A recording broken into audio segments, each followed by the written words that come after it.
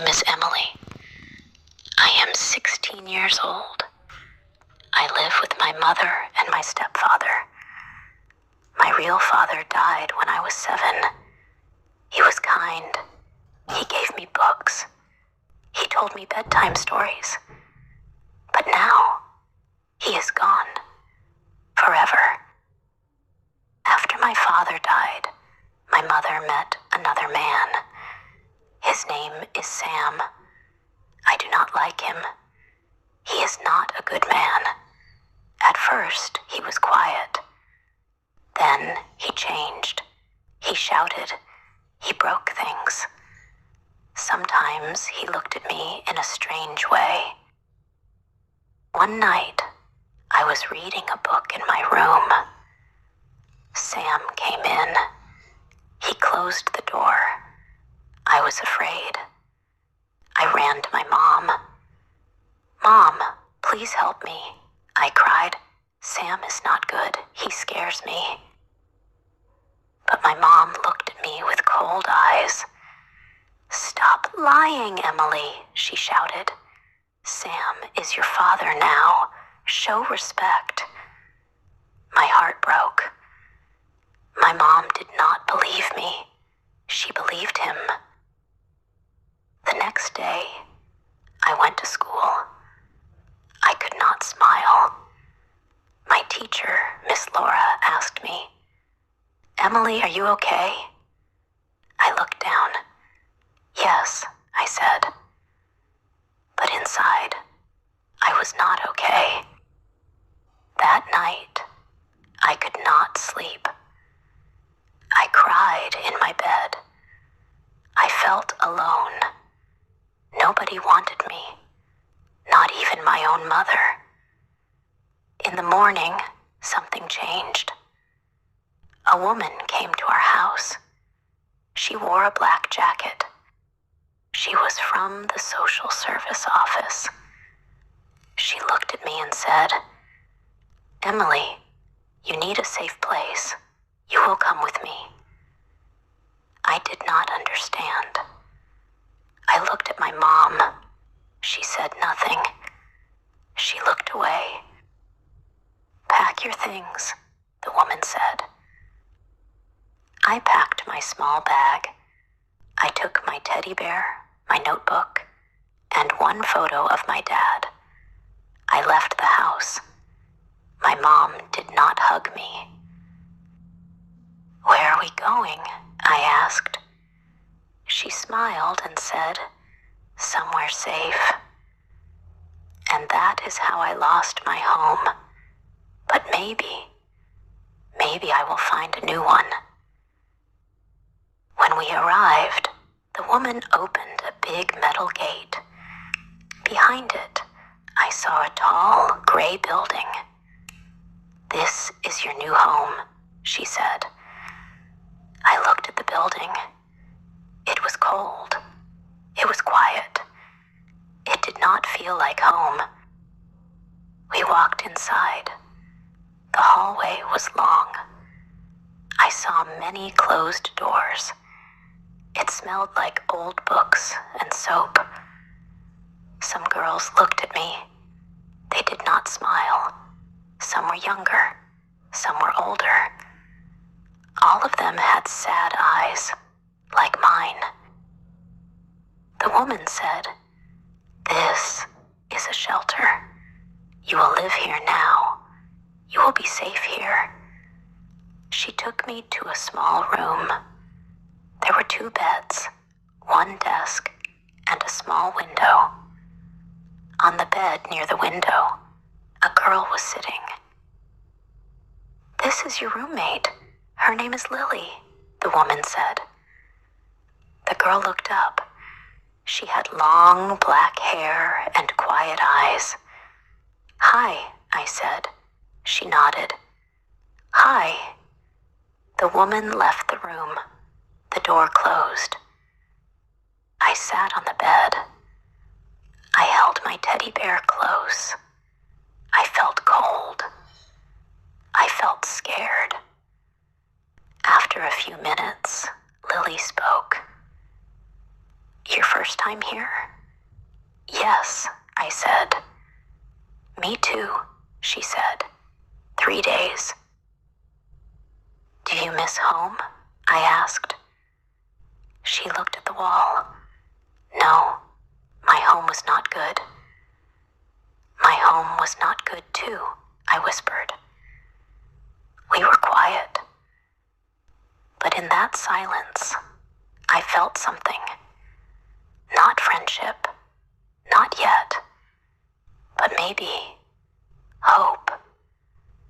That night, I could not sleep. I cried quietly. I missed my bed. I missed my dad. I even missed my mom, though she didn't want me.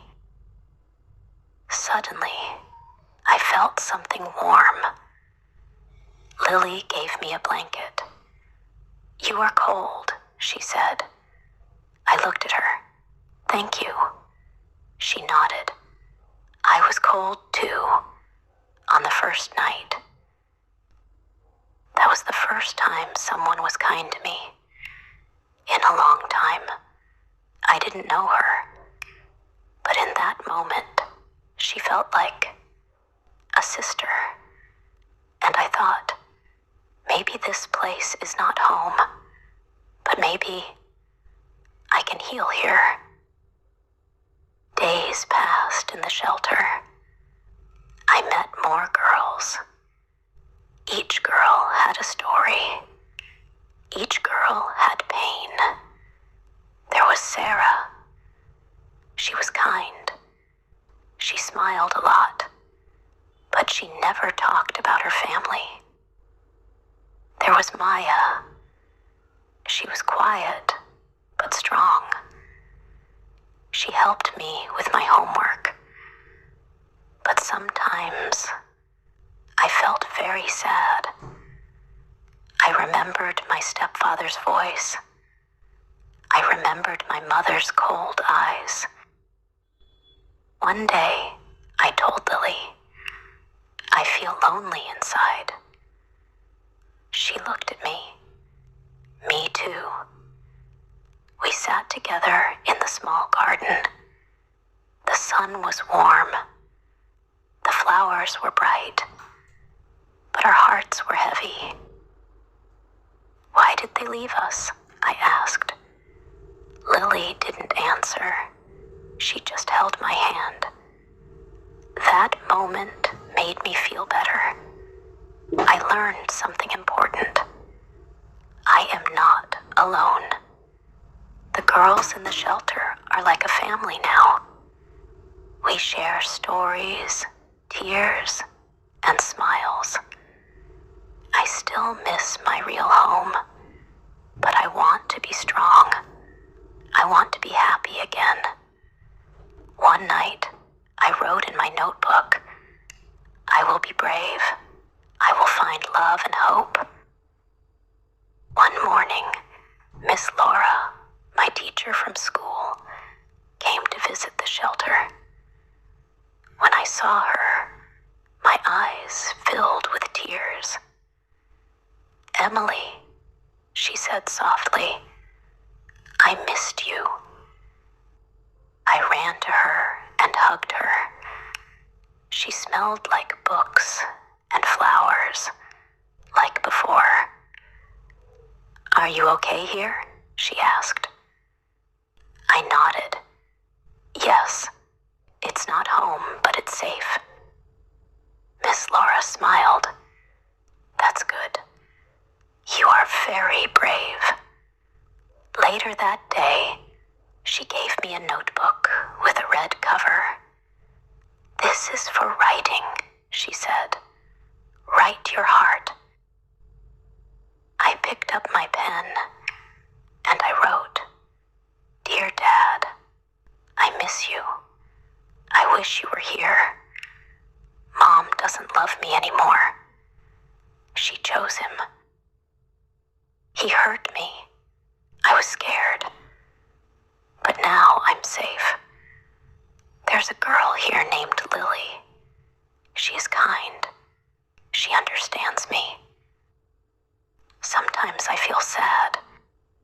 Sometimes I feel strong. I remember your voice. You said, "Emily, never be afraid to speak the truth." I spoke the truth. No one believed me, but I'm still standing. Dad, I want to make you proud. I will be brave. I will be kind. I will be okay. Love, your little girl, Emily. I closed the notebook and hugged it. That night, I slept with a small smile. I felt my dad near me, in my heart. And for the first time in a long time, I didn't cry. It was a cold morning. The sky was gray. The wind was strong. We were all sitting in the living room of the shelter. Suddenly, the doorbell rang. The worker called my name. "Emily, someone is here to see you." My heart stopped. "Who?" I asked. "Your mother," she said. I stood still. My legs felt weak. My hands were cold. Why now? Why is she here? I didn't want to see her, but I walked to the front room. She was there. My mom. She wore a long brown coat. Her hair was the same. Her eyes were tired. She looked at me. "Emily," she said. I didn't answer. She took a step closer. "I'm sorry." I looked down. "You didn't believe me." "I was scared," she said. "I didn't want to lose him, but I lost you." Tears filled my eyes. "You let him hurt me." "I know," she whispered. "I was wrong." She held out her hand. "Can you forgive me?" I wanted to scream. I wanted to cry. I wanted to run away. But I stood there, silent. Then I said, "I don't know. Not today." She nodded. "That's okay. I just wanted you to know. I love you. I always did. I was just too blind to see." Then she left. I didn't cry, I didn't smile, but inside, something opened. Not a door, not a window, just a small space for healing. Spring came. The trees turned green. Flowers grew in the small garden. I walked outside every morning. The sun felt warm on my face. I closed my eyes and smiled. I was still at the shelter, but something inside me had changed. I was not the same girl anymore. I was stronger. I was not afraid to speak. I was not afraid to cry.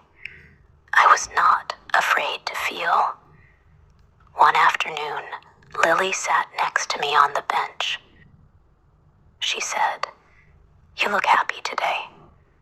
"I am," I said. "Why?" "Because I know who I am now." I opened my red notebook and showed her a new letter. She read it slowly.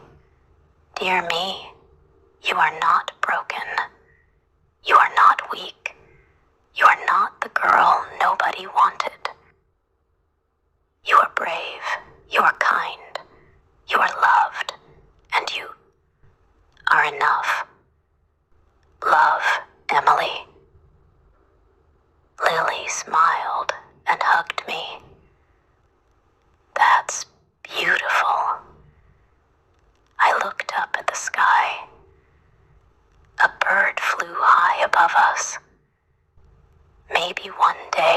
will leave this place. Maybe I will find a new home. A real one. But now, I have something more important. I have myself. I have my voice. And I will never be silent again. The end. But my story is not really over. It is just beginning.